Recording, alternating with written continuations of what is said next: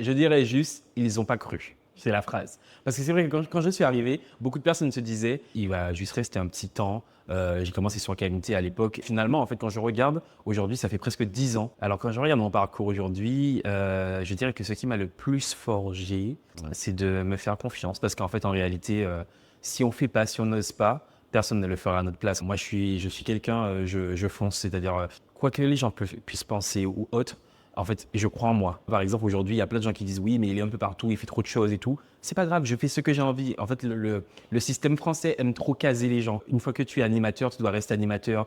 Une fois que tu es chanteur, tu dois rester chanteur. Non, en vrai, en Amérique, tout le monde fait plein de choses et en fait, ça dérange personne, quoi. Alors, qu'est-ce que je ressentais avant le premier talk show du stress, hein. En vrai, je vais pas mentir et je le ressens toujours parce que c'est un tout nouveau projet. C'est la deuxième fois qu'on le fait en Martinique. Les gens ne comprennent pas encore forcément le concept et chose que j'ai pu comprendre, mais c'est à nous, enfin à moi et la prod, d'amener au fur et à mesure, de faire en sorte que les gens puissent comprendre. Et c'est vrai qu'il y avait beaucoup de stress lors de la première parce que tu vas dans un événement, tu sais pas qui est l'invité, tu sais pas exactement comment ça va se passer. Donc déjà, je remercie énormément le premier public qu'on a reçu lors de Flora Coquerel parce que eux, vraiment pour le coup, ils sont venus sans savoir où est-ce qu'ils allaient. Ils m'ont vraiment fait confiance dans ce talk. Ce qui est bien, c'est qu'au-delà du fait qu'on est l'invité mystère, le public participe vraiment. C'est l'essence même du projet parce que on peut poser des questions, on peut se livrer, se confier.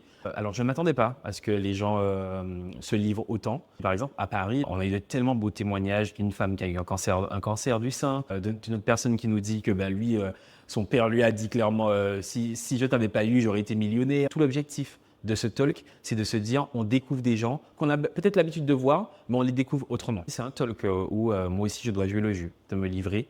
Et moi aussi, je dois être vrai. Si je vous pouvais parler à ce petit Lionel, je lui dirais en vrai, fonce. Ne doute pas, garde la niaque que tu as. Parce que le Lionel dit à 10 ans, j'étais vraiment en mode, c'est pas grave, on fonce, on va. Même si tu me dis non, je vais rentrer par la fenêtre. Et c'est vrai qu'en grandissant, on perd ce rêve d'enfant. Et j'essaye toujours de rester sur cette voie, même si c'est pas facile. Keep going, on reste focus.